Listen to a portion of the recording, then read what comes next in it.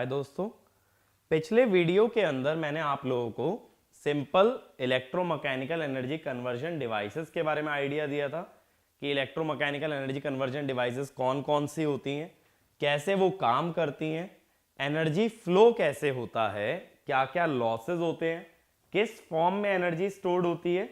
और उसके बाद मैंने आपको बताया था जो कपलिंग फील्ड होती है वो मैग्नेटिक फील्ड ही क्यों होती है और वो किस तरह से इलेक्ट्रिकल और मैकेनिकल सिस्टम के साथ इंटरैक्ट करती है, जिसमें हमने ईएमएफ और टॉर्क के बारे में बात की थी। इसीलिए देखो क्या होता है, जब कभी रोटेटिंग मशीन पढ़ते हैं ना, दो चीजें जरूर डिराइव की जाती हैं, एक तो ईएमएफ और एक डेवलप्ड टॉर्क। अब मैंने क्या बताया था, इस वीडियो के अंदर हम लोग क्या करने वाले हैं, हम यहां बात करेंगे फोर्स या टॉर्क जो कि कोई इलेक्ट्रोमैकेनिकल सिस्टम के अंदर प्रोड्यूस होता है। तो हम लोग यहां पे बात करने वाले हैं सिंगली एक्साइटेड मैग्नेटिक सिस्टम या सिंगली एक्साइटेड सिस्टम।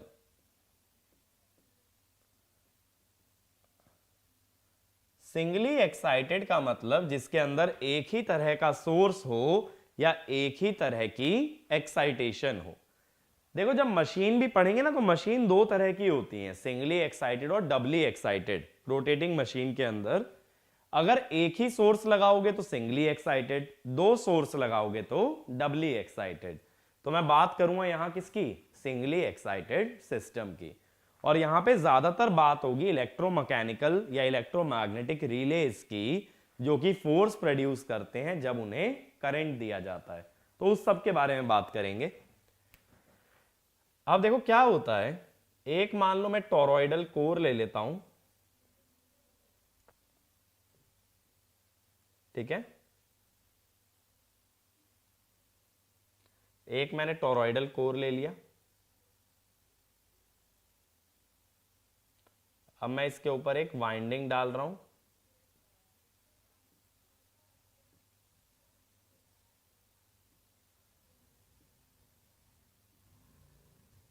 ठीक है।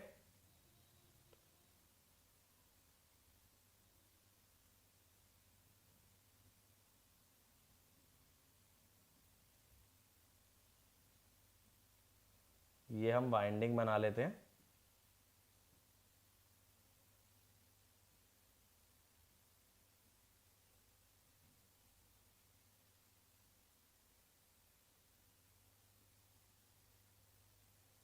अब यहां मैंने एक सोर्स लगा दिया V। ये वाइंडिंग का रेजिस्टेंस है R, ये है स्विच S, जिसको कि हम क्लोज कर सकते हैं। अब यहां देखो इस पूरे सिस्टम के अंदर एक ही हमारा सोर्स है, इसीलिए इसे क्या बोलोगे, सिंगली एक्साइटेड मैग्नेटिक सिस्टम या सिंगली एक्साइटेड सिस्टम। अब यहां पे ये जो कॉइल में वोल्टेज प्रोड्यूस होगी उसे मैंने बोल दिया ईएमएफ, यहां पे हो गया करंट आई, ठीक है। तो मैं क्या बोल रहा हूं कि कॉइल के अंदर बनने वाला ईएमएफ जो है वो E है और कॉइल का जो रेजिस्टेंस है वो R है। अब हम लोग इक्वेशन क्या लिख सकते हैं, V equal to I R plus E. ये क्या होगा, आई आर प्लस ई। यहां पे क्या होगा कि हमने स्विच को क्लोज्ड मान लिया है, स्विच को क्लोज कर रहा हूं तो वोल्टेज का इक्वेशन क्या बन रहा है, आई आर प्लस ई। इसीलिए बहुत बार क्या करते हैं ना, ये रेजिस्टेंस आर ना दिखाते हुए यहां पे आर एक्सटर्नली दिखा देते हैं, आर जबकि किसका रेजिस्टेंस है, कॉइल का।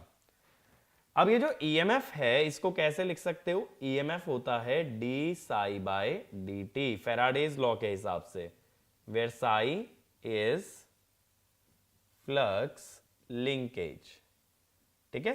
फर्स्ट चैप्टर के अंदर हमने फेराडेज लॉ पढ़ा था। अब इसका मतलब क्या हुआ, V minus I R equal to E, और V minus I R into I is E I.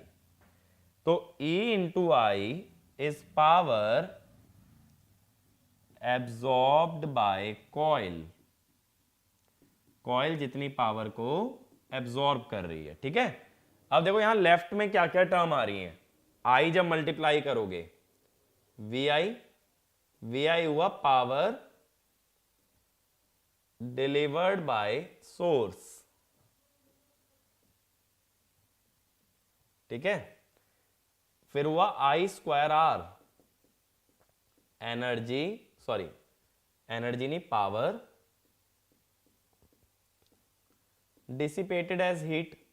Resistance में जो पावर होती है वो I²R होती है और वो किस में कन्वर्ट हो जाती है, हीट में। तो EI क्या है, जो पावर कॉइल में गई वो कितनी पावर हुई, जो सोर्स से आई माइनस जो हीट की तरह लॉस्ट हो गई। तो अब अगर मैं ये कहता हूं energy absorbed by coil, coil ने कितनी एनर्जी एब्जॉर्ब की, तो ये क्या होगा, इंटीग्रल EI/dt। अब देखो एक इक्वेशन मैंने पिछले वीडियो के अंदर बताई थी, वो थी मोटर के लिए हम ऐसा कह देते हैं dW electrical dW mechanical plus dW FLD। तो इसका मतलब क्या होता है, ये होता है mechanical work done. Mechanical work done simply सोचो क्या होता है, फोर्स इनटू डिस्प्लेसमेंट। यहां किसी तरह का कोई मोशन तो नहीं है, यानी यहां मैकेनिकल वर्क डन है 0। तो सिस्टम इज स्टेशनरी, जब तक सिस्टम में कोई मोशन नहीं, dW मैकेनिकल इज 0।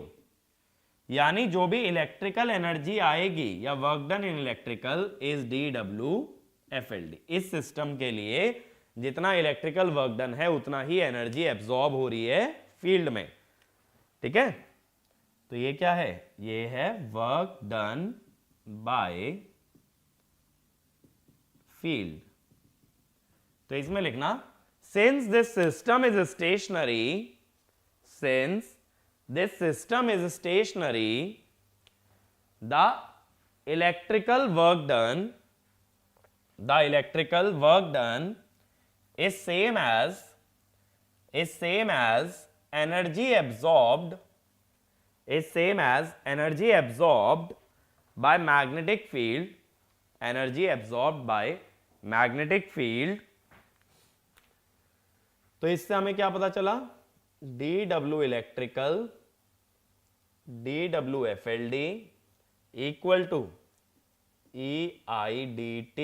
E को क्या लिखा था, dψ/dt इंटू I/dt। dt से dt अगर कैंसिल करोगे I dψ, I dψ हो गया। I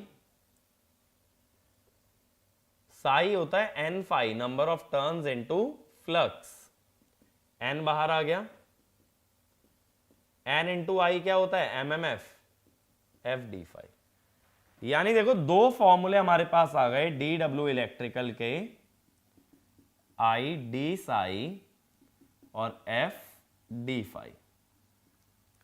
और यही इस केस में dW FLD है क्योंकि कोई मोशन नहीं हो रहा और मैकेनिकल वर्क डन होता है फोर्स इनटू डिस्प्लेसमेंट। उसके लिए सिस्टम के अंदर किसी ना किसी टाइप का मोशन या डिस्प्लेसमेंट होना जरूरी है। तो यहां से हमें इलेक्ट्रिकल वर्क डन का वैल्यू मिल गया जो कि इस पर्टिकुलर केस में किसके बराबर है, मैग्नेटिक फील्ड वर्क डन के, या energy stored by magnetic field. ठीक है भाई, ये मेरी बात क्लियर हुई। तो अब देखो आगे के लिए हमें अभी से एक फॉर्मूला मालूम है कि dW electrical is I d Sai और F d फाई, और जहां मोशन ना हो वहां dW मैकेनिकल 0, तो dW electrical is dW FLD। तो मैं यहां लिख देता हूं हमने क्या क्या कंक्लूजन निकाल लिया अभी तक जितना कवर किया।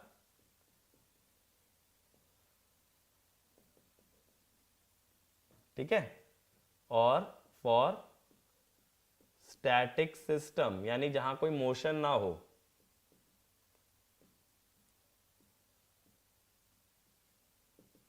dW mechanical equal to 0। ठीक है, अब अगला लिखना magnetic energy stored, magnetic energy stored. अब यहां देखो लॉजिक समझना, जो डेरिवेशन मैं करने वाला हूं पहले उसका लॉजिक समझो। मुझे इलेक्ट्रिकल वर्क डन के बारे में आइडिया हो गया, सही है, कितना होता है एफ डी फाई या आई डी साई, ये इलेक्ट्रिकल वर्क डन होता है। अगर मैं सिस्टम को स्टेशनरी रख दूं तो मैकेनिकल वर्क डन 0 रहेगा, तो इलेक्ट्रिकल वर्क डन किसके बराबर होगा, DWFLD। DWFLD का मतलब energy absorb by magnetic field. तो अगर मैग्नेटिक फील्ड की एनर्जी निकालनी है तो DW इलेक्ट्रिकल से ही आएगी, but for a stationary system. तो इसमें लिखना if the system is at rest, if the system is at rest, then dW mechanical equal to 0, dW mechanical equal to 0, then by computing dW electrical, we can determine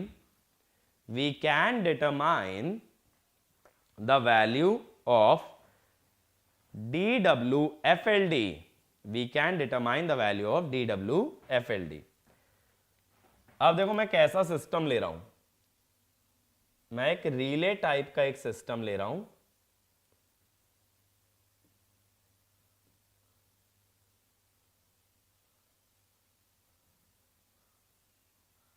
ठीक है, ये एक electromagnet हो गया ना, इसके ऊपर एक कॉइल आ गई।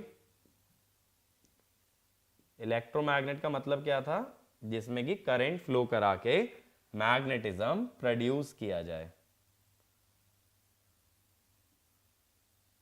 देखो ये मैग्नेट का बचा हुआ हिस्सा है।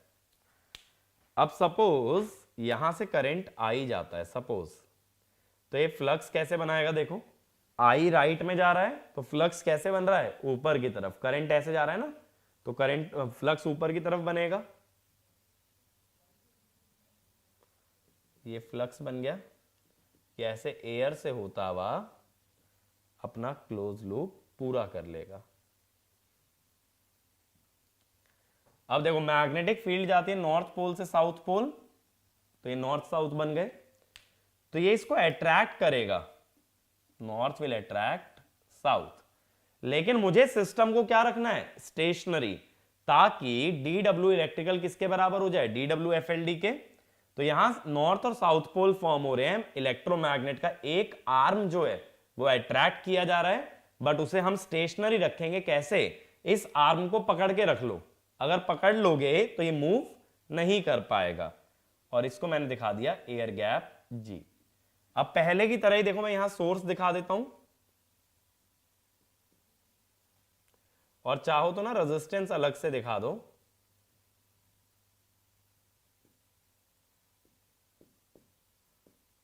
यहां E आ जाएगा। मेरी बात क्लियर हुई? तो इसमें लिखना north pole and south pole, are induced due to current flowing in the electromagnet,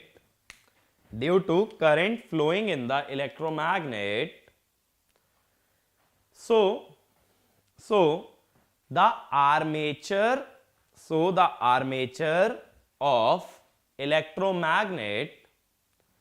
armature of electromagnet is attracted towards rest of the magnet,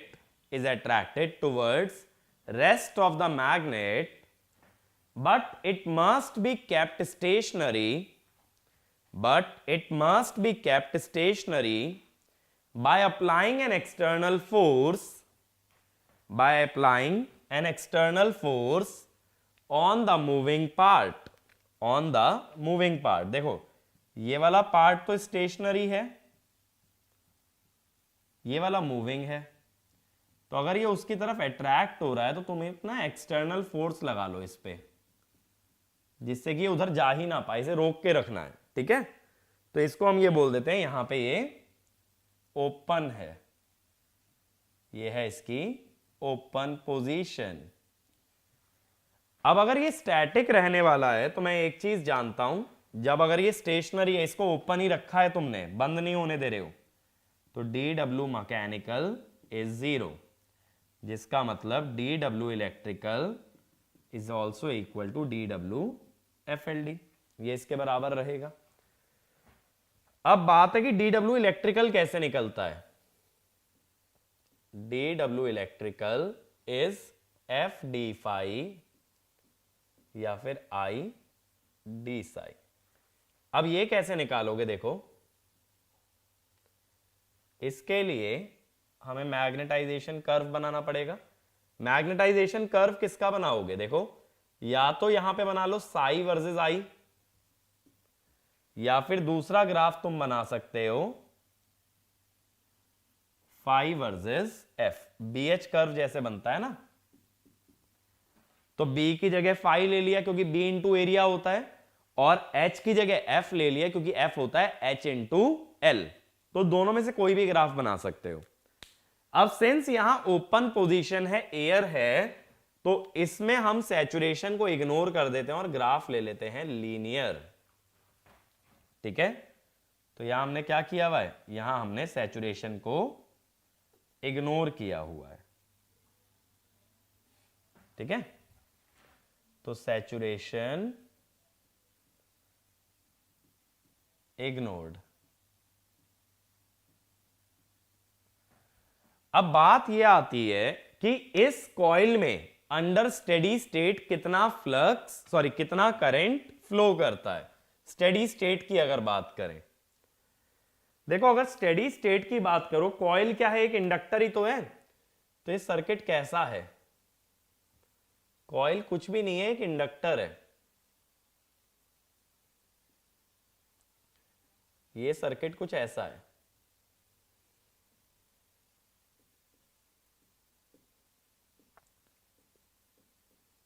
तो मैं क्या कह सकता हूं कि अंडर स्टेडी स्टेट इंडक्टर को तो शॉर्ट कर दिया जाता है। अगर इंडक्टर को शॉर्ट कर दिया जाता है तो हम क्या जानते हैं कि E हो जाएगा 0। तो I को मैं लिख देता हूं I1, दैट इज V/R। तो स्टेडी स्टेट में जब एक बार स्विच क्लोज करोगे, स्विच क्लोज करने के बाद जब स्टेडी स्टेट आएगी तो करंट कितना रहेगा, V/R। तो यहां मैं यही करंट दिखा देता हूं, देखो ये है I1 और इस पे आने वाला फ्लक्स लिंकेज है Ψ1। सेम वे में ये है F1 which is equal to N I1। N इसके नंबर ऑफ टर्न्स हैं, लेकिन उस ग्राफ में एक्स एक्सिस क्या है, MMF है रेदर देन करंट, और ये है Φ1। तो ये मैंने स्टेडी स्टेट वाला पॉइंट दिखा दिया।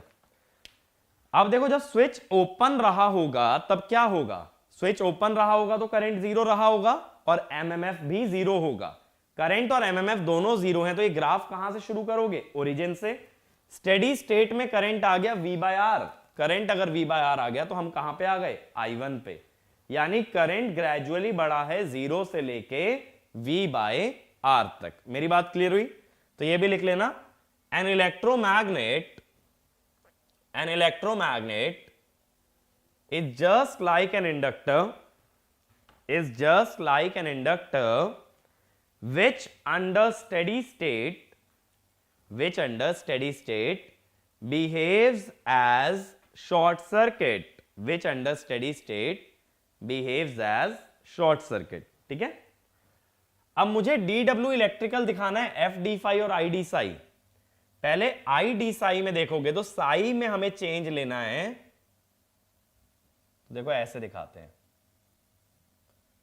ठीक है, ये करंट है हमारा I और ये छोटा सा एरिया हो गया D साई। तो ये जो मैं शेडेड एरिया बना रहा हूं ना, एक तरह से स्ट्रिप का एरिया, तो ये क्या हो गया, ये हो गया DW इलेक्ट्रिकल। और DW इलेक्ट्रिकल किसके बराबर है, DW FLD के, है ना, क्योंकि DW मैकेनिकल 0 था। ऐसे इधर देखो, इधर है FD फाई, तो फाई में चेंज लेना है, फाई माने y एक्सिस। तो कैसे लोगे, F की एक वैल्यू पे y एक्सिस में छोटा सा चेंज ले लो। देखो ये कोई F हो गया, और ये छोटा सा चेंज कितना हो गया, d5। तो ये भी क्या है, dWFLD। तो dWFLD निकालने के दो तरीके हो सकते हैं, या तो साई वर्सेस आई के ग्राफ से निकालो या फाई वर्सेस एफ के ग्राफ से, लेकिन एरिया किसकी तरफ लेना है, वाई एक्सिस की तरफ, ना कि एक्स एक्सिस। अब देखो यही एरिया अगर एक्स एक्सिस से ले लिया होता, यानी ऐसे ले लेते, ये वाली स्ट्रिप ले लेते अगर, तो इस स्ट्रिप को लिख देते हैं dWFLD डैश। ठीक है, सेम वे में ऐसे ही अगर इधर ये वाली स्ट्रिप ले ली जाए तो इसको लिखोगे dWFLD डैश। तो देखो dWFLD में क्या लिख रहे हो, FD5 लिख रहे हो, लेकिन अब यहां पे क्या हो गया, यहां पे F में चेंज ले लिया DF, ऐसे ही यहां पे किस में चेंज ले लिया, I में। तो इसको क्या लिखोगे, phi DI, sorry psi DI, और इसको क्या लिखोगे, फाई DF। बात समझ रहे हो, जिस पैरामीटर में चेंज लेना है उसी के साथ स्ट्रिप बनानी है। अगर डी साई ले रहे हो तो स्ट्रिप किसके पास होगी, वाई एक्सिस के, और डी आई ले रहे हो तो एक्स एक्सिस पे। डी फाई लिया तो वाई एक्सिस, डी एफ लिया तो एक्स एक्सिस। अब ये dWFLD ये कहलाता है एनर्जी, और dWFLD डैश ये कहलाता है को एनर्जी। को एनर्जी माने कॉम्प्लीमेंट ऑफ एनर्जी। कॉम्प्लीमेंट कैसे, टोटल एरिया में से अगर एनर्जी हटा लो तो बचेगा क्या, को एनर्जी। अब देखो मैं यहां पॉइंट्स मार्क करता हूं, O A B C, O A B C। अब देखो मैंने क्या बोला कि जब स्विच ओपन था तो करंट और एमएमएफ जीरो थे, तो हम ओरिजिन पे थे यानी O पे थे, और फाइनली कहां जाना है, A पे। O से A जाने में अगर मैं पूछूं सिस्टम में कितनी एनर्जी स्टोर हुई, तो कैसे निकालोगे,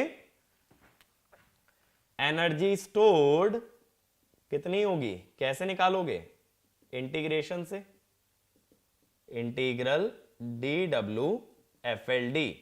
अगर ऐसी पतली पतली स्ट्रिप्स को ऐड करते जाओ, बताओ कौन सा एरिया मिलेगा, एरिया मिलेगा ट्राइंगल के ऊपर वाला, ये ऊपर वाला ट्राइंगल जो है, यानी क्या मिलेगा, OABO, एरिया मिलेगा OABO।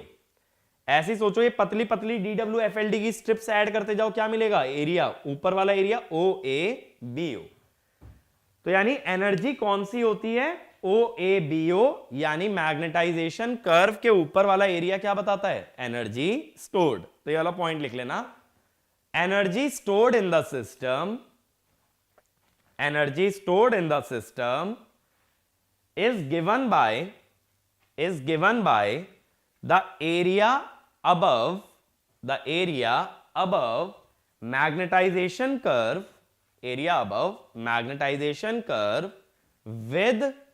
with y axis, ठीक है। अब को एनर्जी पे आ जाओ, को एनर्जी पे जो स्ट्रिप लेनी है वो वर्टिकल लेनी है ना, तो को एनर्जी कैसे निकलेगी, इंटीग्रेशन ऑफ dWFLD डैश।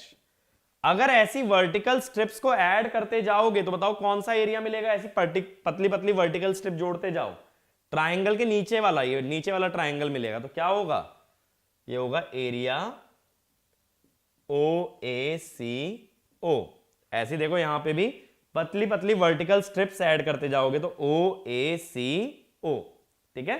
तो ये वाला भी पॉइंट लिखो, the area below magnetization curve, the area below magnetization curve is called as co-energy, ठीक है। अब अगर हम कहें कि ये तो हो गया WFLD डैश और ये हो गया WFLD, एक ऊपर वाला ट्राइंगल हो गया, एक नीचे वाला, तो दोनों का सम कितना हो गया, दोनों का सम क्या हो गया, ये पूरा रेक्टेंगल, बताओ क्या नाम लिखोगे, O CaBO, ये हो गया पूरा रेक्टेंगल। ठीक है, तो सम जो होता है एनर्जी और को एनर्जी का, ये पूरा रेक्टेंगल आता है। अब एक रेक्टेंगल का जो डायगोनल है वो उसे दो बराबर एरियाज में डिवाइड करता है, यानी यहां पे एनर्जी और को एनर्जी एक्चुअल में सेम है। रेक्टेंगल का जो डायगोनल है it divides the rectangle into two equal parts. ठीक है, तो ये वाला भी पॉइंट लिख लेना।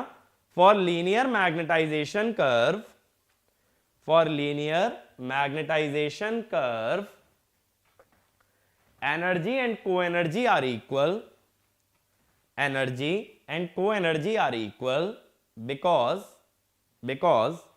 a diagonal divides the rectangle in two equal parts, तो यानी ये जो दोनों वैल्यूज आएंगी, आधा आ जाएगी ना टोटल एरिया से। टोटल बताओ रेक्टेंगल का एरिया कैसे निकालते हो? That is width into height. Height कितनी है? साई1, विड्थ कितनी है? I1, तो ये क्या हो गया? हाफ साई1 I1।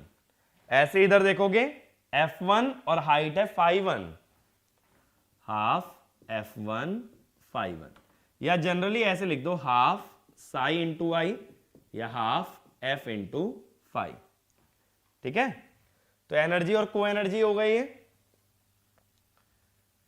अब देखो इसमें और क्या क्या फॉर्मूले लगा सकते हो। लीनियर ग्राफ है ना, सैचुरेशन इग्नोर्ड है,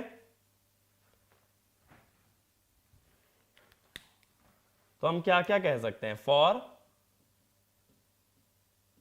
linear magnetization, for linear magnetization F equal to phi into reluctance, या फाई इंटू एस लिख लो अगर रिलक्टेंस को एस से रिप्रेजेंट करते हो। तो WFLD का क्या क्या फॉर्मूला हो गया?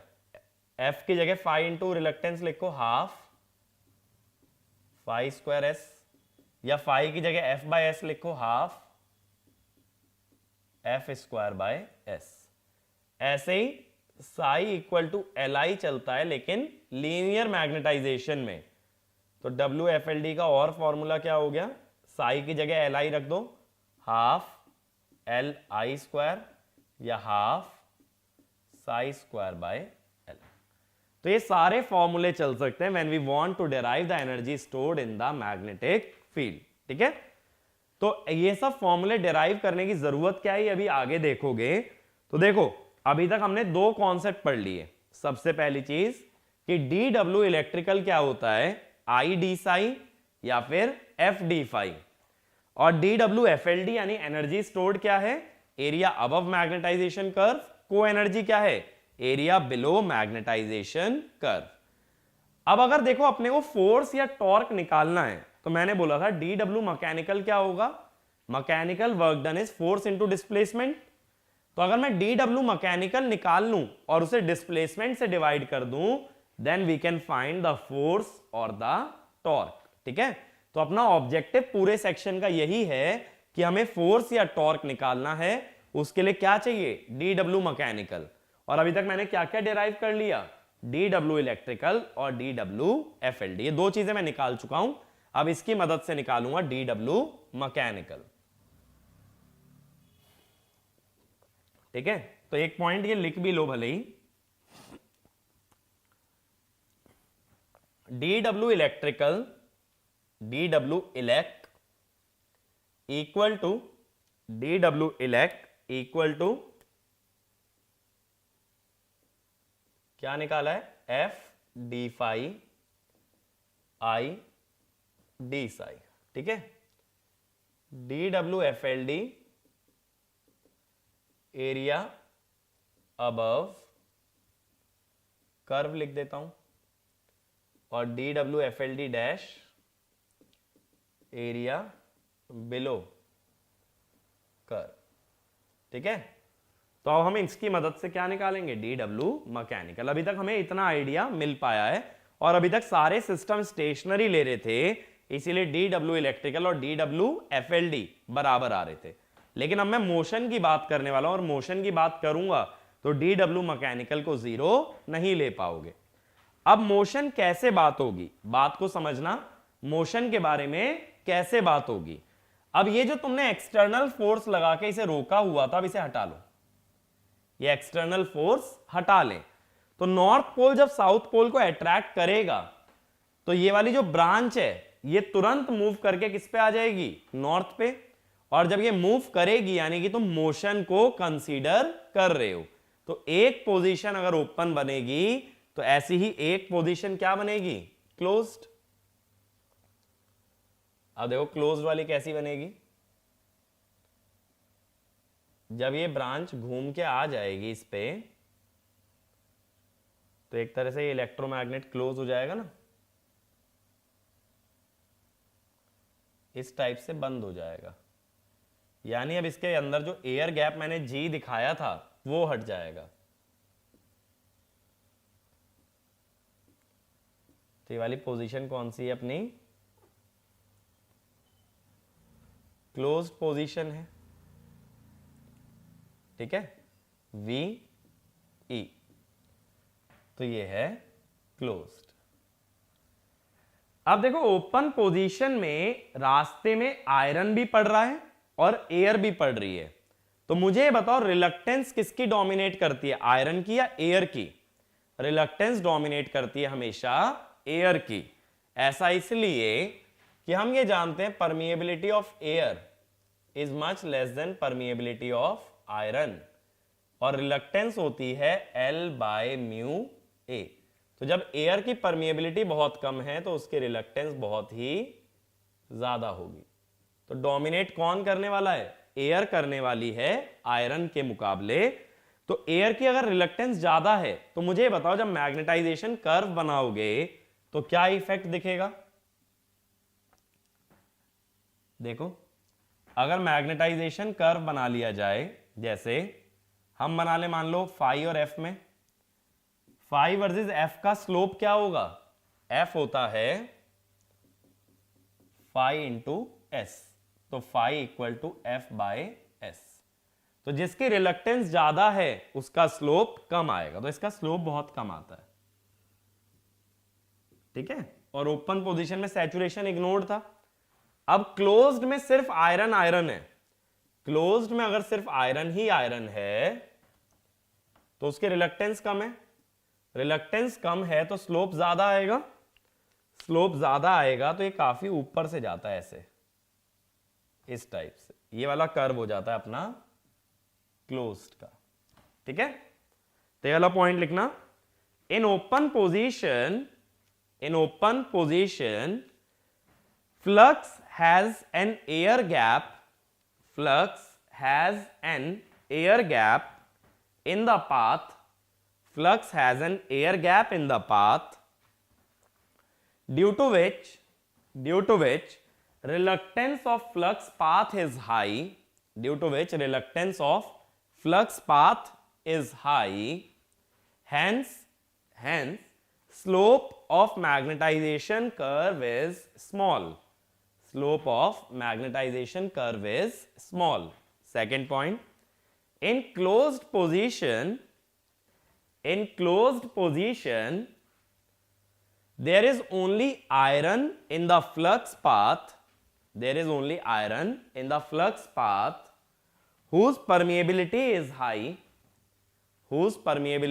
is high, due to which reluctance is small, due to which reluctance is small, and hence slope of magnetization curve is large, slope of magnetization curve is large. अब देखो अगर इन दोनों ही सर्किट में मैं बात करूं कि करंट कैसे लिखोगे, करंट लिखोगे V minus E by R, और स्टेडी स्टेट में इंडक्टर हो जाता है शॉर्ट, तो ईएमएफ क्या होगा, 0, तो करंट जिसको हम I1 कह रहे थे V बाय R, ठीक है। चाहे ओपन हो चाहे क्लोज, स्टेडी स्टेट में करंट आता है I1, एमएमएफ होता है F1, ये phi1, ठीक है। ऐसे ही स्टेडी स्टेट में करंट होता है I1 और MMF होता है NI1, और इस पे आने वाला फ्लक्स इसको मैंने बोल दिया phi2, ठीक है। तो अंडर स्टेडी स्टेट ओपन हो या क्लोज्ड करंट और MMF सेम आता है बट फ्लक्स अलग आता है। बताओ फ्लक्स ज्यादा किसमें, ओपन में या क्लोज्ड में? तो फ्लक्स ज्यादा है क्लोज्ड के अंदर क्योंकि उसका स्लोप ज्यादा है। और कर्व के ऊपर वाले एरिया को क्या बोलते हो भाई? कर्व के ऊपर वाले एरिया को बोलते हो WFLD, नीचे वाले को WFLD डैश, ऐसे ऊपर वाले को WFLD, नीचे वाले को WFLD डैश, ठीक है। ये मेरा पॉइंट क्लियर हुआ। अब देखो आगे हमें बात क्या करनी है, मोशन की बात करनी है। तो बात ये होगी कि ये ओपन से क्लोज्ड पोजीशन गया कैसे, ठीक है। ओपन से क्लोज किस टाइप का मोशन है, उससे मैं क्या निकालना चाहूंगा? DW mechanical. और एक बार मैंने DW मैकेनिकल निकाल लिया तो उससे मैं क्या निकाल सकता हूं फिर? फोर्स या फिर टॉर्क। मेरा ऑब्जेक्टिव क्लियर है कि अब मैं इसको छोड़ दे रहा हूं जो आर्मेचर है, जिसकी वजह से ये ओपन से क्लोज्ड पोजीशन की तरफ भागेगा। ओपन वाला जो ग्राफ है उसका स्लोप बहुत ही कम है, क्लोज्ड वाला जो ग्राफ है उसका स्लोप बहुत ही ज्यादा है। क्यों? क्योंकि ओपन में एयर गैप है, क्लोज्ड में एयर गैप नहीं है।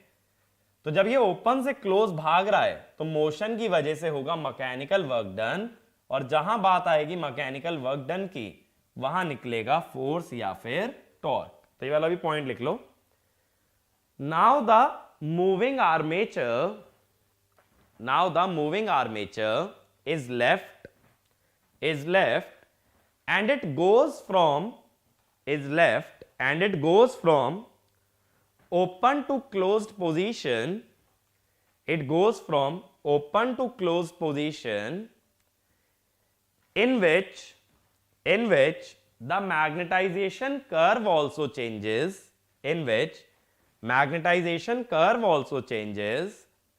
and due to motion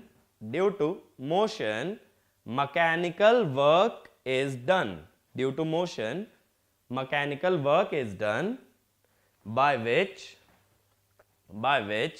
we can compute force or torque.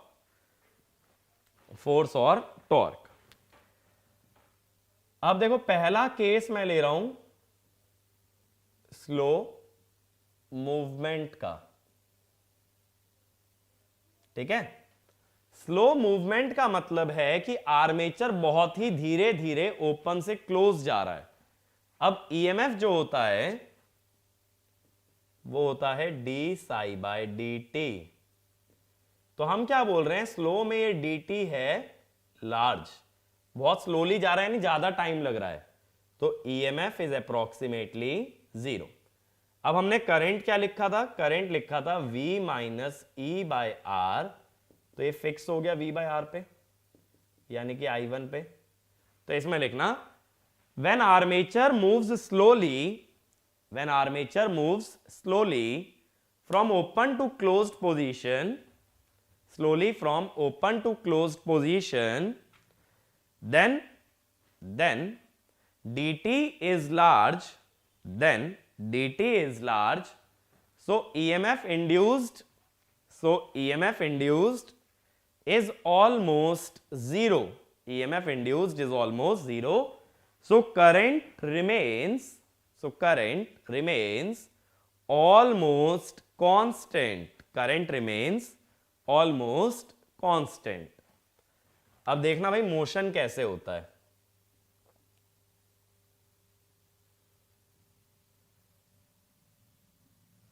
अब मैं जो ग्राफ बना रहा हूं साई वर्सेस आई का बना रहा हूं।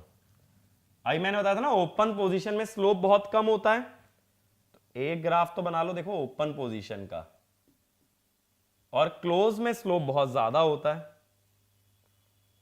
तो इस तरह से बना लिया क्लोज्ड का, ठीक है। ओपन में सैचुरेशन क्यों नहीं दिखा रहा ना, इसमें फ्लक्स ही इतना कम बन रहा है कि वो सैचुरेट हो ही नहीं रहा। अब मैंने क्या बोला, करंट हमारा कांस्टेंट रहा I1 पे, जो कि था V/R। तो करंट फिक्स रहना चाहिए जब तुम ओपन से क्लोज जा रहे हो। करंट फिक्स रहने का क्या मतलब है, देखो मेरी बात को समझना।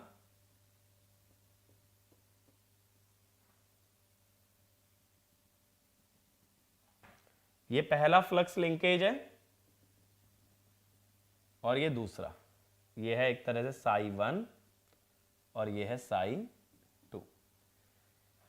अब अगर मैं यहां पॉइंट्स मार्क कर दूं थोड़ा सा इजी करने के लिए, O A dash B C D, ठीक है, बस इतना ही काफी है।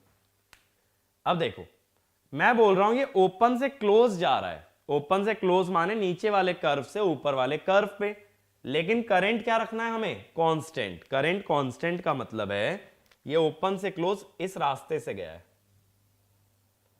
बात क्लियर हुई? ओपन से क्लोज वर्टिकल लाइन पे गया। वर्टिकल लाइन क्यों? क्योंकि करंट था कांस्टेंट, तो करंट की वैल्यू नहीं बदलनी चाहिए, ठीक है। अब इसका मतलब है ये ए से ए डैश सीधा वर्टिकली अपवर्ड्स गया है। अब मुझे क्या निकालना है, दोबारा से याद करो, हमें क्या निकालना है, डी डब्ल्यू मैकेनिकल। उसके लिए दो क्वांटिटी चाहिए, डी डब्ल्यू इलेक्ट्रिकल और डी डब्ल्यू एफएलडी। अब डी डब्ल्यू इलेक्ट्रिकल कैसे निकालोगे, ये है आई डी साई, तो डब्ल्यू इलेक्ट्रिकल कितना होगा, इंटीग्रल आई डी साई। अब आई तो हमने कांस्टेंट रखा है I1 स्लो मूवमेंट के अंदर, तो I बाहर आ गया, इंटीग्रल डी साई। अब देखो साई कहां से कहां तक वेरी हो रहा है, साई जा रहा है ψ1 से ψ2। ओपन पोजीशन में था ψ1, क्लोज्ड में है ψ2।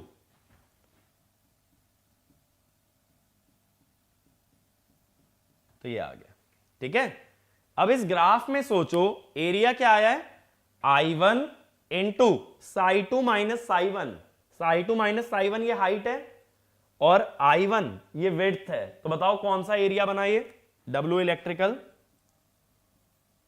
ये बन गया एरिया, देखो कौन सा, CBA, फिर ऊपर A डैश, फिर D और फिर C। ये रेक्टेंगल बन गया भाई ये पूरा, ये जो दो लाल लाइन के बीच का रेक्टेंगल है ना, ऊपर वाली रेड लाइन और नीचे वाली रेड लाइन, इसके बीच का एरिया पूरा क्या हो गया, डी डब्ल्यू इलेक्ट्रिकल। तो डी डब्ल्यू इलेक्ट्रिकल हमेशा फॉर्मूले से निकलता है। अब बात है D W F L D. D W F L D का मतलब एरिया अबव द कर्व। अब मेरे पास दो कर्व हैं, एक ओपन वाला और एक क्लोज्ड वाला, दोनों कर्व है ना। तो मैं क्या कहूंगा, पहले ओपन था, यानी कि ओपन वाले कर्व के ऊपर का जितना एरिया है पहले उतनी एनर्जी स्टोर्ड थी, बाद में क्लोज हो गया, तो क्लोज वाले कर्व के ऊपर का जितना एरिया है बाद में उतनी एनर्जी स्टोर्ड हुई। तो इसमें लिख भी लो, energy stored in the magnetic field, energy stored in the magnetic field before movement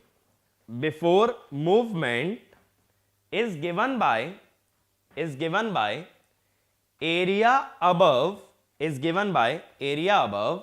magnetization curve, area above magnetization curve in open position, magnetization curve in open position, and energy stored in final state, energy stored in final state is given by area above magnetization curve, area above magnetization curve in closed position, in closed position। तो अब अगर मैं तुमसे कहूं मुझे ये बताओ भाई एनर्जी स्टोर्ड में कितना चेंज आ गया, तो पहले कितनी थी, O A B C O, यही वाला तो एरिया लोगे भाई। पहले इतनी एनर्जी स्टोर्ड थी, ओपन वाले कर्व के ऊपर का एरिया देखो ना, पूरा मत ले लेना ऊपर तक, बस ψ1 तक इतनी एनर्जी रही होगी। और बाद में कितनी हो गई होगी, बाद में क्लोज्ड वाले के ऊपर वाला एरिया ले लो, बाद में ये हो गई होगी। बात समझ आ रही है मेरी? बाद में ये वाली एनर्जी आ गई होगी। तो मैं कहूंगा चेंज कितना आया, WFLD closed minus WFLD open, final minus initial. तो फाइनल यानी कि लाल वाला एरिया को क्या नाम दोगे भाई?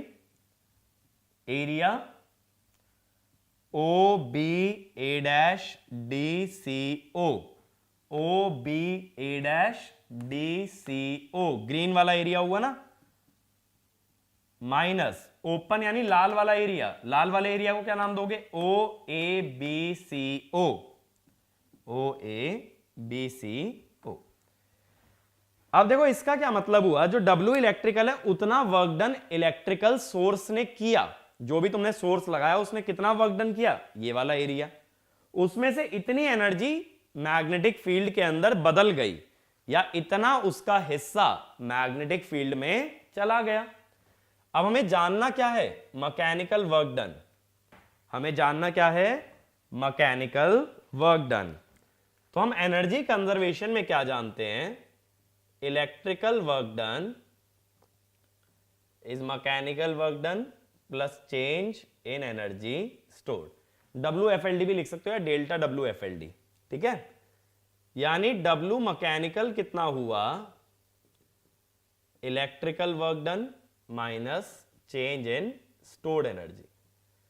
अब देखो ऐसे सोचो कि भाई मैंने एक कुरियर सर्विस को, एक जैसे मान लो पोस्ट ऑफिस में मैंने मनी ऑर्डर दिया, उसने कहा भाई मैंने कहा 100 रुपए का मनी ऑर्डर भेजना है, ठीक है। उसने कहा आपके चार्जेस लगेंगे 110 रुपए। तो वो क्या करेगा?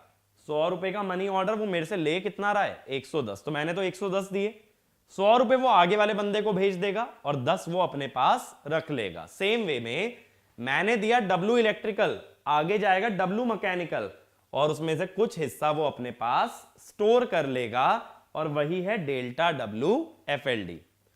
अब अगर यहां एरिया सब्स्टिट्यूट करोगे तो एरिया W इलेक्ट्रिकल में कौन सा लेना है?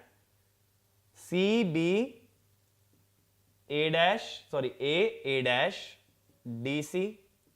डेल्टा WFLD सब्ट्रैक्ट करना है, यानी minus area OBA-DCO plus area, minus minus plus हो जाएगा ना सेकंड वाला, OABCO। अब ये देखना ये एरिया कौन सा आया। तो ये वाला एरिया कौन सा है जो OBA-DCO है? OBA-DCO ग्रीन वाला एरिया है, ठीक है। ये वाला ग्रीन है, ये वाला एरिया रेड वाला एरिया है। तो जो ऐड होने हैं ना उसको रेड में ही शो कर देता हूं, या एक काम करो ये इलेक्ट्रिकल वाला ना ब्लैक में कर देते हैं। ब्लैक में क्या है? CB, ये वाला एरिया,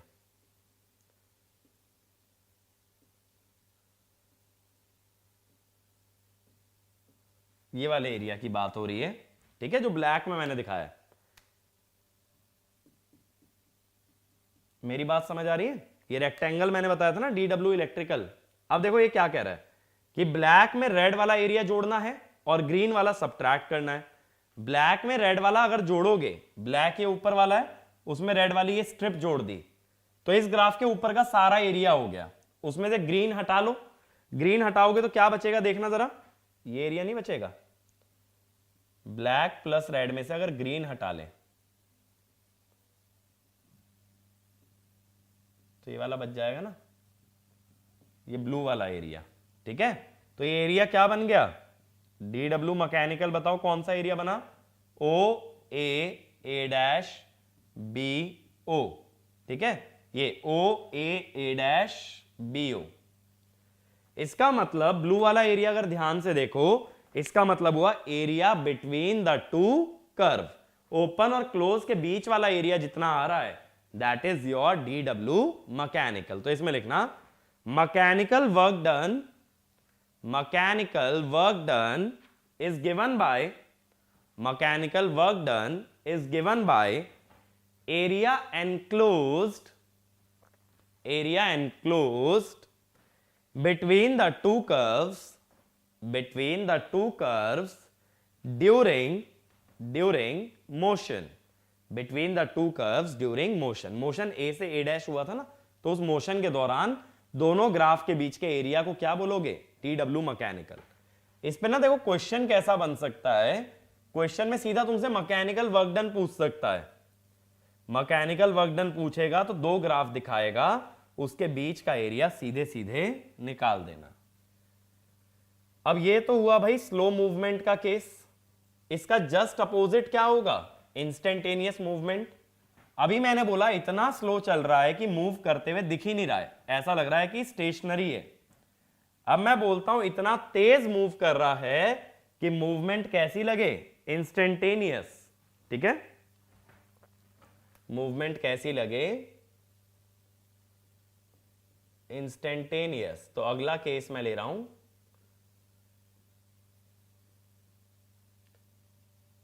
इंस्टेंटेनियस मूवमेंट का। अब इंस्टेंटेनियस मूवमेंट में क्या होगा? हम एक चीज जानते हैं कि flux can not change suddenly.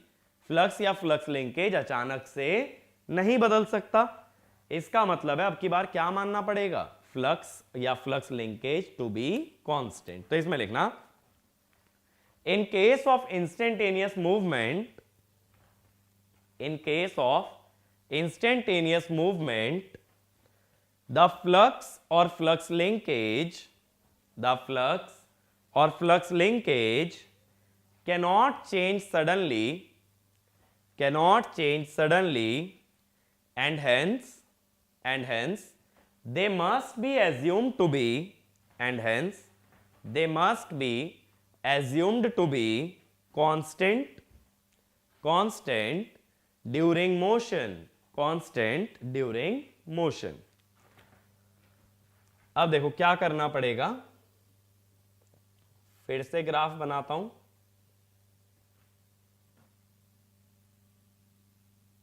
मेरी बात को समझने की कोशिश करना। ये साई और ये आई। ओपन वाला तो लो स्लोप वाला था, तो ये हो गया ओपन। ये करंट क्या है? I1। क्लोज वाला ज्यादा स्लोप वाला ग्राफ है, तो ये हो गया क्लोज्ड वाला ग्राफ। ठीक है, इसमें सैचुरेशन भी दिखानी पड़ती है क्योंकि फ्लक्स बहुत ज्यादा है। तो ये करंट है I1। अब मैंने बोला जब ये ओपन से क्लोज जाएगा ना, तब क्या कांस्टेंट मानना है? फ्लक्स लिंकेज यानी साई। साई कांस्टेंट का मतलब क्या है? कि वाई एक्सिस की वैल्यू कांस्टेंट है। अगर वाई एक्सिस की वैल्यू कांस्टेंट है तो मोशन होगा एक्स के अलोंग। एक्स के अलोंग अगर मूव करते हो तो वैल्यू चेंज वाई पे नहीं होगी। तो देखो जैसे ओ ए, अब की बार क्या होगा? अब की बार ये मोशन होगा हॉरिजॉन्टल, तो ये हुआ ए डैश। ठीक है, तो अब की बार ये कैसे जाएगा? ए से ए डैश जाएगा, जहां पे कि फ्लक्स लिंकेज क्या रहेगा? कांस्टेंट। ये फ्लक्स लिंकेज है हमारा साई1। लेकिन हम इतना भी जानते हैं कि स्टेडी स्टेट में करंट तो I1 ही आना चाहिए और फ्लक्स लिंकेज कैसे आना चाहिए? साई2। तो फ्लक्स लिंकेज साई2 पे कैसे जाएगा? अब ये ए डैश से जाएगा बी पे। कैसे? इस टाइप से।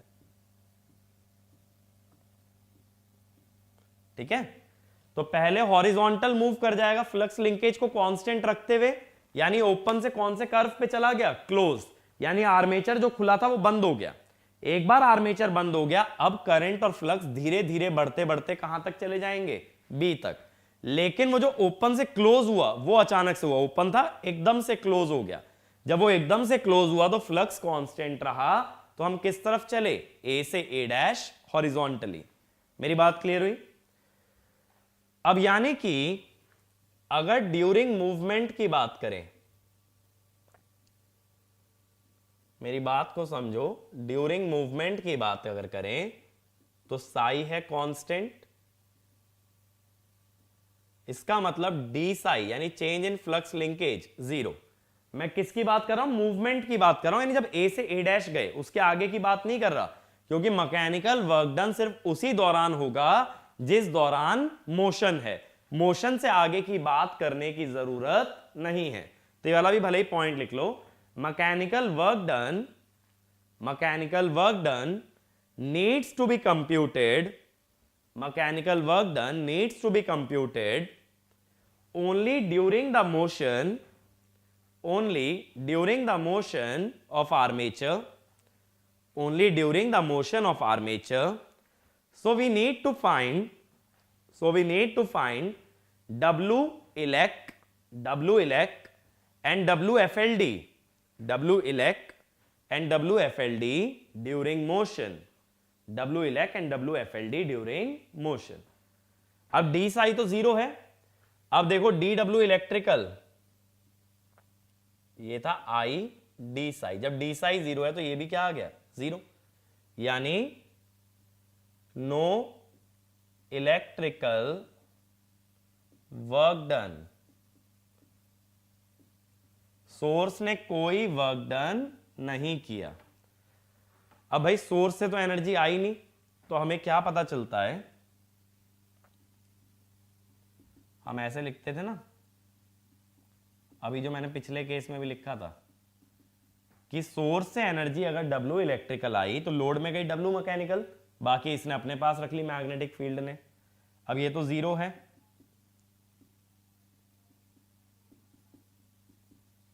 मैं जीरो क्यों बोल रहा हूं ना, इसका इंटीग्रेशन जीरो का जीरो ही तो आएगा, तो यानी W मैकेनिकल कितना हो गया, माइनस डेल्टा W FLD, यानी WFLD open minus WFLD closed.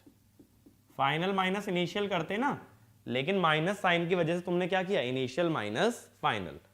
अब WFLD ओपन पोजीशन में ग्राफ के ऊपर वाला एरिया, कौन सा ऊपर वाला एरिया है, OA डैश, इसको मैं लिख लेता हूं C, इसको D, OA डैश CO, ये वाला एरिया देखो, ओपन वाले ग्राफ के ऊपर वाला, ऐसे ये वाला एरिया हो जाएगा ना, यही तो एनर्जी स्टोर्ड है फील्ड में। तो एरिया कौन सा है, area OA dash CO। Closed में ऊपर तक मत देखना, हमें बात करनी है सिर्फ मोशन की। क्लोज्ड वाले कर्व के ऊपर वाला एरिया तो यही है, ये देखो मैंने जो छोटा सा शेड कर दिया, तो ये क्या है, OA डैश CO।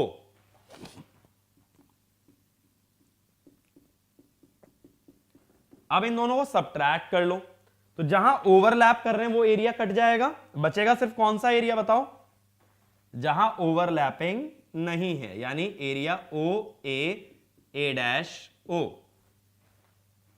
ये वाला एरिया देखो, ये जो है ये एरिया बच गया ना दोनों ग्राफ के बीच वाला। और मैंने यही तो बोला था, मोशन के दौरान दोनों ग्राफ के बीच का अगर एरिया ले लिया जाए, that gives the mechanical work done. ठीक है, तो मैकेनिकल वर्क डन सिंपल है, जब मोशन चल रहा है उस दौरान दोनों ग्राफ के बीच के एरिया से क्या निकाल सकते हो, मैकेनिकल वर्क डन। ठीक है भाई, इतनी बात यहां तक समझ आती है।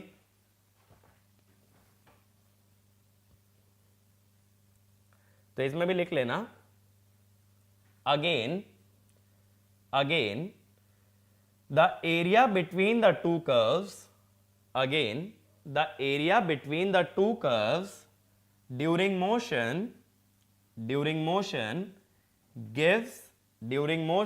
gives mechanical work done, during motion gives mechanical work done। अब लेकिन देखो यहां पे मोशन के बाद भी अगर ग्राफ आपने ड्रॉ किया है तो कॉपी में देखना, मोशन के बाद भी A डैश से B की तरफ गए थे ना, A डैश से B की तरफ जब गए थे तो वो क्लोज्ड वाले कर्व पे ही चल के गए थे। तो उस दौरान क्या था कि क्लोज तो हो चुका था, अब मोशन तो है नहीं, यानी मैकेनिकल वर्क डन है ही नहीं।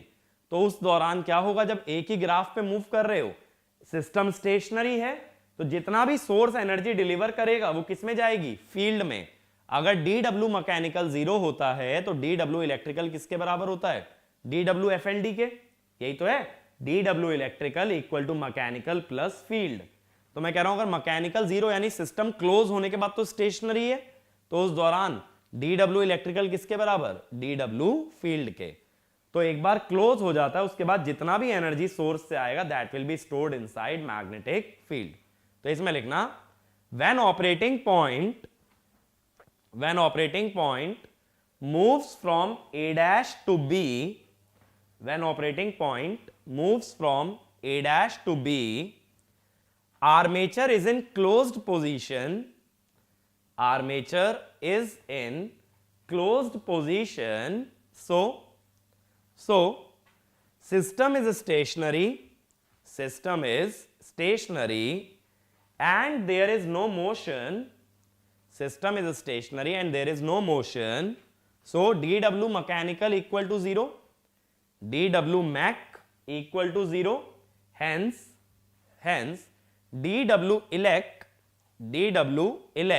equal to dW FLD, dW elect equal to dW FLD. So entire energy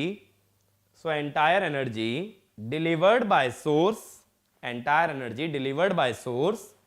is stored in magnetic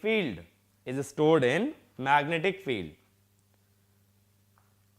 अब लास्ट केस दोनों के बीच का यानी ट्रांजिएंट मूवमेंट ना तो एकदम स्लो ना ही एकदम फास्ट। अगेन ट्रांजिएंट मूवमेंट के लिए भी क्या करना पड़ेगा भाई, दो ग्राफ बनाओगे, एक ओपन पोजीशन का और एक क्लोज्ड का, साई वर्सेस आई। ओपन वाले का स्लोप कम रहेगा क्योंकि रिलक्टेंस ज्यादा है, क्लोज्ड वाले का स्लोप ज्यादा आएगा क्योंकि रिलक्टेंस कम है। ठीक है, स्टेडी स्टेट करंट हम दिखाते हैं I1 which is V by R। अब ना तो ये मूव करेगा हॉरिजॉन्टली ना ही ये मूव करेगा वर्टिकली। वर्टिकल मूवमेंट का मतलब क्या था, स्लो मूवमेंट, और हॉरिजॉन्टल का मतलब था फास्ट मूवमेंट। ठीक है, तो मैं ये पॉइंट्स भी दिखा देता हूं, A O B C D E। अब मैं ये कह रहा हूं जो A डैश में दिखाता था ये सडनली नहीं जाएगा, ना हॉरिजॉन्टल ना वर्टिकल, ये बीच में से जाएगा इस टाइप से। ये हो गया A डैश हमारा। ठीक है, और ये F बोल दो फिर। अब मोशन इसी दौरान है A से A डैश, बट फाइनली कहां जाना है, स्टेडी स्टेट में B पे।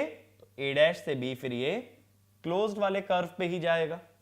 क्लोज वाले या एक ही कर्व पे रहने का मतलब कि कोई मोशन नहीं है, और मोशन नहीं हुआ तो ये जो कर्व आ रहा है A डैश से B वाला, यहां आर्मेचर क्लोज्ड है, वो क्लोज पे आ चुका है। आर्मेचर क्लोज तो dW मैकेनिकल फिक्स हो चुका है 0, तो dW electrical equal to dW FLD। फिर ये बस अपनी सारी एनर्जी किसमें दे रहा है, फील्ड में, जब एक ही ग्राफ पे है। अब मुझे अगेन क्या जानना है, dW मैकेनिकल। तो मैकेनिकल के लिए मोशन के दौरान वाला इंटरवल लोगे, यानी जब A से A डैश गए थे। अब देखो ये वाला फ्लक्स हो गया psi1, ये हो गया सपोज psi3, और ये हो गया psi2। सबसे पहले dW इलेक्ट्रिकल की बात कर लेते हैं। I d psi, तो W इलेक्ट्रिकल कितना है, integral I d psi। I d psi का मतलब क्या है कि I को फिक्स रखते हुए psi के साथ एरिया लेना है। देखो इस टाइप से, ठीक है, ये एरिया लेना है। तो इसका मतलब ऐसी पतली पतली स्ट्रिप को जोड़ के कौन सा एरिया आएगा, ये आएगा DEA डैश FD। तो कौन सा एरिया आ रहा है, ये एरिया DEA डैश FD, ये वाला एरिया। मैं इसको शेड भी कर देता हूं, ब्लैक में मैं शेड कर रहा हूं, ये वाला एरिया। ठीक है, ये वाला एरिया आ गया, ये हो गया dW इलेक्ट्रिकल या W इलेक्ट्रिकल। अब बात है चेंज इन WFLD, ये कैसे निकालोगे? यानी WFLD closed minus WFLD open. Close वाले ग्राफ के ऊपर का एरिया कौन सा होगा? मैं अब ब्लू में शेड कर रहा हूं, ये वाला एरिया, क्लोज वाले ग्राफ के ऊपर का एरिया। बताओ भाई नाम क्या दोगे इसको? इसको नाम दिया जाएगा एरिया, क्या दोगे? O E A dash FDO। और ओपन, ओपन के ऊपर वाला एरिया अब मैं ग्रीन में शेड कर रहा हूं। ओपन यानी ये स्ट्रेट लाइन, स्ट्रेट लाइन के ऊपर वाला एरिया ये होगा। तो इसको क्या नाम दोगे भाई? इसको नाम दोगे एरिया OAEDO। अब क्या कहोगे? अब कहोगे W mechanical is W electrical minus delta WFLD, यानी area DE dash FD minus area OEA dash FDO plus area OAEDO। ठीक है, मैंने पहले में से दूसरा सब्ट्रैक्ट किया, तो इसके आगे माइनस आ गया और ये माइनस माइनस हो गया प्लस। अब देखो ये पहले वाला एरिया W इलेक्ट्रिकल, ये ब्लैक वाला एरिया जो मैंने ब्लैक में शेड किया है। दूसरा एरिया है मेरा ब्लू वाला और तीसरा एरिया है ग्रीन वाला। तो मैं क्या कह रहा हूं कि ब्लैक और ग्रीन को ऐड कर लो और ब्लू सब्ट्रैक्ट कर दो। ब्लैक ये ऊपर वाला है ना पूरा, इसमें ग्रीन नीचे वाला ऐड कर लिया, फिर ये ब्लू वाला हटा दिया। तो अब देखो कौन सा एरिया बच जाएगा? एरिया बच जाएगा ये वाला। ब्लैक में अगर ग्रीन ऐड करोगे और ब्लू सब्ट्रैक्ट कर दोगे तो ये वाला एरिया बच जाएगा। यानी ब्लैक और ग्रीन का वो वाला एरिया जो ब्लू से ओवरलैप नहीं कर रहा, ये एरिया। अगेन कौन सा एरिया आ गया? Area between the to curves. तो इस एरिया का वैल्यू क्या लिखोगे? नाम OAA डैश फिर EO, OAA डैश EO। तो ये आ गया area between the to curves. ठीक है, तो ये वाला पॉइंट लिख लेना। Mechanical work done is always given by area between the two curves only during motion। अब देखो हमने ये तो पता लगा लिया कि मैकेनिकल वर्क डन कैसे निकलता है। क्या मिल गया? कि भाई W मैकेनिकल, या चलो मैं दोबारा से सारे समराइज कर देता हूं। तो हम क्या कहेंगे? ड्यूरिंग मूवमेंट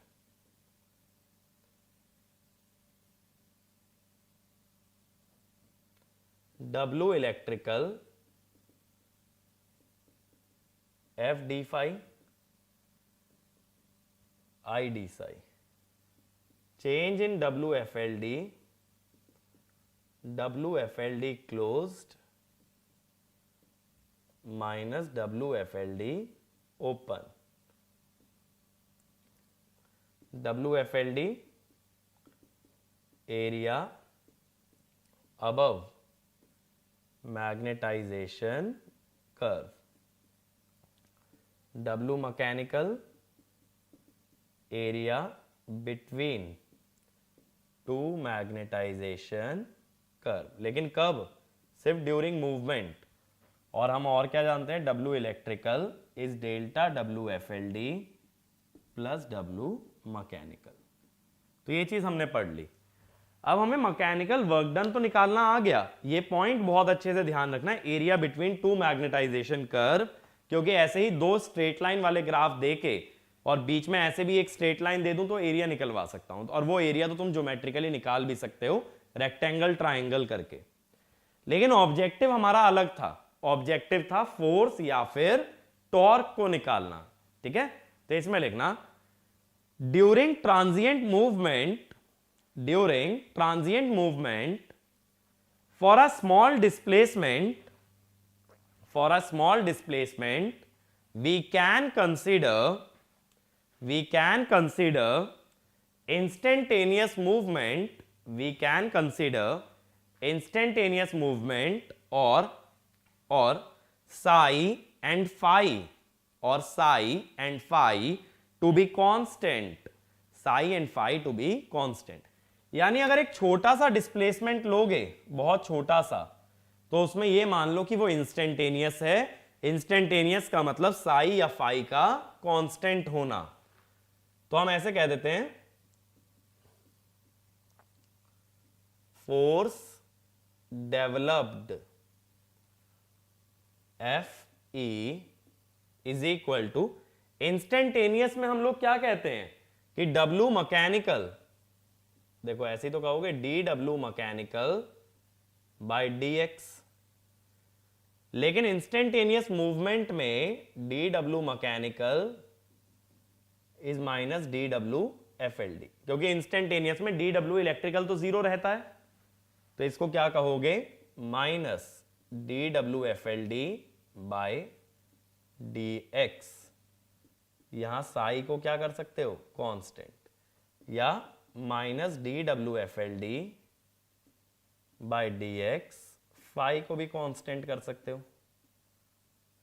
ठीक है, अब होता क्या है देखो, एक्चुअल में WFLD plus WFLD dash is area of rectangle, ये आता है कांस्टेंट। तो इसका मतलब क्या हुआ, dWFLD by dx minus dWFLD dash by dx, क्योंकि कांस्टेंट का तो डेरिवेटिव जीरो ही हो जाएगा, तो इसीलिए फोर्स को ऐसे भी लिख देते हैं dWFLD डैश बाय dx। ठीक है, तो अगर एनर्जी लेके चलते हो तो माइनस साइन लगाओगे, और को एनर्जी लेके चलते हो तो क्या लगाओगे प्लस साइन। मेरी बात क्लियर हुई? तो ये वाला पॉइंट लिख लेना, the sum of energy and co-energy, the sum of energy and co-energy is constant, so force can be calculated using either of the two quantities, but dWFLD dash by dx में constant क्या रखोगे I। ठीक है, क्योंकि ये area किस पे लेते हैं, कर्व के नीचे वाला लेते हो ना, तो इसमें क्या मानोगे कि I कांस्टेंट और चेंज क्या हो रहा है साई। ठीक है, और x एक्सिस के साथ लोगे तो I कांस्टेंट, और y एक्सिस के साथ लोगे तो साई कांस्टेंट, यानी एनर्जी का यूज करते हुए साई कांस्टेंट, को एनर्जी का यूज करते हुए I कांस्टेंट। ठीक है, अब एक और पॉइंट लिख लेना, एनर्जी एंड को energy may not be equal, but their derivatives called as force or torque are equal। बात मेरी समझ आई? ऐसा मत सोचना WFLD और WFLD डैश बराबर हैं, उनका सम कांस्टेंट था, इस कारण से उनके डेरिवेटिव बराबर हैं।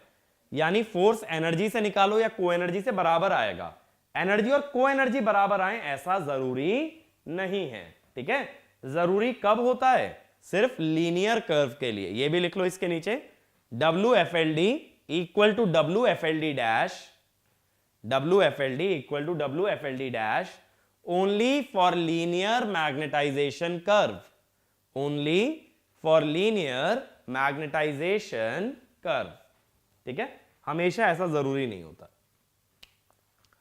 अब इसके बाद ये तो बात रही फोर्स की, टॉर्क निकालने के लिए क्या करना पड़ता, डिस्प्लेसमेंट लीनियर ना लेके एंगुलर लेते, यानी माइनस dWFLD बाय d थीटा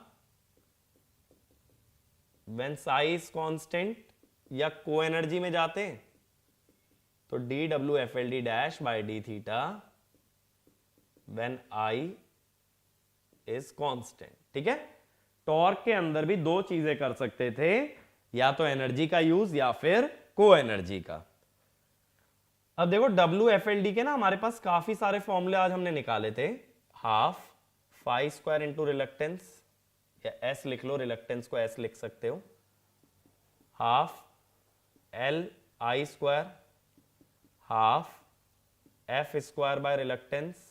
ठीक है, और क्या लिख सकते हैं, half psi square by L. तो कोई भी फॉर्मूला लेकर के जब डेरिवेटिव लोगे विद रिस्पेक्ट टू डिस्प्लेसमेंट या with respect to angular displacement, तो क्या मिल जाएगा, फोर्स या फिर टॉर्क। मेरी बात क्लियर हुई? तो फोर्स और टॉर्क के लिए पहले क्या निकालना पड़ता है, WFLD, और फिर उसके डेरिवेटिव से क्या आ जाता है, फोर्स या फिर टॉर्क। और WFLD का मैंने तुम्हें फॉर्मूला काफी सारे बता रखे हैं। ठीक है ना, तो ये पॉइंट क्लियर है। तो इस पूरे टॉपिक में दो तरह के क्वेश्चन बना सकता हूं। सबसे पहला क्वेश्चन बन सकता है W मैकेनिकल निकालने के लिए, और उसमें क्या बनेगा, area between the two magnetization curve. और दूसरा क्वेश्चन फोर्स या टॉर्क निकालने के लिए, उसमें क्या करना पड़ता है, पहले एनर्जी स्टोर्ड निकालोगे WFLD, और फिर उसका डेरिवेटिव ले लोगे, और उससे क्या मिल जाएगा, फोर्स या फिर टॉर्क। ठीक है भाई। अब इसके अंदर ना देखो कुछ पॉइंट्स नोट करना, एक थ्योरी क्वेश्चन और हम लोग बना सकते हैं। तो इसमें लिखना, electromagnetic torque developed in any physical system acts in a direction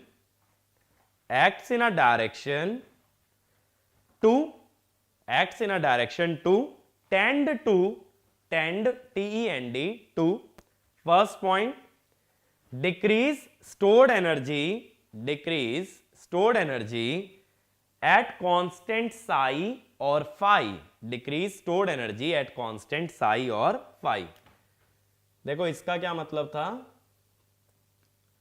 constant Sai माने कौन सा केस, इंस्टेंटेनियस वाला केस। इसमें कैसे मूवमेंट हुई थी हमारी मूवमेंट ऐसे हुई थी ना। अब मैंने बोला था पहले स्टोर्ड एनर्जी कितनी थी, ये पूरा एरिया, और बाद में स्टोर्ड एनर्जी कितनी रह गई थी, सिर्फ ये वाला एरिया जो मैंने रेड में शेड कर दिया। तो इसका मतलब फोर्स या टॉर्क कैसे लगा, जिससे कि स्टोर्ड एनर्जी हमारी कम हो जाती है। ठीक है, तो ये बात क्लियर हुई। अगर साई या फाई कांस्टेंट है तो फोर्स की डायरेक्शन ऐसी होगी, टू रिड्यूस स्टोर्ड एनर्जी। अगला second point, increase the stored energy और को एनर्जी एट कांस्टेंट करंट और एमएमएफ। कांस्टेंट करंट माने स्लो मूवमेंट वाला केस। याद करो स्लो मूवमेंट में कैसे बना था हमारा मोशन, वर्टिकल बना था ना, इस टाइप से हम गए थे। अब देखो पहले स्टोर्ड एनर्जी कौन सी थी, ओपन वाले कर्व का ऊपर वाला एरिया, और बाद में कौन सी हो गई थी, क्लोज वाले कर्व का ऊपर वाला एरिया। अब मुझे बताओ दोनों में से कौन सा बड़ा है भाई, बड़ा है सेकंड वाला एरिया, यानी कि एनर्जी बढ़ गई। सेम वे में सोचो को एनर्जी पहले थी कर्व का नीचे वाला एरिया, ये वाला एरिया, और बाद में कौन सी हो गई, ये बड़े वाले कर्व का नीचे वाला एरिया। तो को एनर्जी भी क्या हो गई, इंक्रीज। तो अगर कांस्टेंट करंट रखते हो तो फोर्स ऐसे लगेगा कि एनर्जी और को एनर्जी बढ़े, और कांस्टेंट फ्लक्स रखते हो तो एनर्जी और को एनर्जी कम हो जाते हैं। तीसरा, डिक्रीज रिलक्टेंस। ऑब्वियस है, ओपन से क्लोज जाते हैं तो रिलक्टेंस घटती है, तो इसका मतलब है फोर्स ऐसे लगेगा जो रिलक्टेंस को कम करेगा। क्यों? क्योंकि flux always tries to achieve a path of minimum reluctance, तो वो ओपन से क्लोज जाने की कोशिश करेगा। अगला, increase परमियंस and inductance. Increase परमियंस and inductance. परमियंस क्या होती है? 1 upon reluctance, inductance n square by reluctance. तो जब तुम कह रहे हो कि रिलक्टेंस घट रही है तो परमियंस और इंडक्टेंस क्या होगी? बढ़ेगी। ठीक है। और लास्ट लिखना, decrease current I, decrease current I at constant flux linkage. Decrease current I at constant flux linkage. यानी देखो यहां पे देखो, जब फ्लक्स कांस्टेंट था तो करंट लेफ्ट में जा रहा है, करंट लेफ्ट में जाने का मतलब करंट इज डिक्रीजिंग। ठीक है। तो ये पॉइंट्स पे जो है ना, which of the following statement is true करके ऐसे क्वेश्चन बन सकता है। बट ये ध्यान रखना, जैसे ही तुमसे वो बोले कि भाई हम कांस्टेंट फ्लक्स की बात करें तो मोशन हॉरिजॉन्टल, कांस्टेंट करंट माने मोशन वर्टिकल। ठीक है। तो ये 3-4 जो मैंने छोटे छोटे पॉइंट्स बताए हैं ये याद रखना। अब हम इसके आगे क्या करेंगे ना, अगले लेक्चर के अंदर हम लोग टॉर्क डिराइव करेंगे कि कैसे एक मशीन के अंदर एक टॉर्क प्रोड्यूस होता है। ठीक है। लेकिन इस लेक्चर को कंक्लूड करने से पहले एक क्वेश्चन मैं दे रहा हूं, तो क्वेश्चन नोट डाउन करो जिसका सॉल्यूशन अगले वीडियो में हम लोग डिस्कस करने वाले हैं। The figure shows N electromagnet used to lift an iron piece. Figure shows an electromagnet used to lift an iron piece. ठीक है। n equal to 1000, n equal to 1000, I equal to 1 ampere, n equal to 1000, I equal to 1 ampere, x equal to 0.5 mm, x equal to 0.5 mm, a equal to 1 centimeter square, a equal to 1 centimeter square. Calculate coil inductance, stored magnetic, second term, stored magnetic field energy,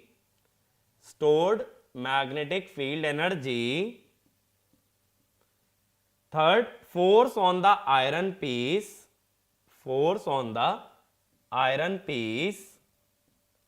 assume permeability of vacuum,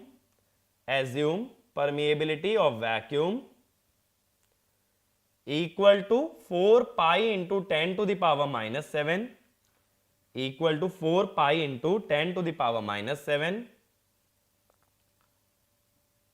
ठीक है। और ये figure है।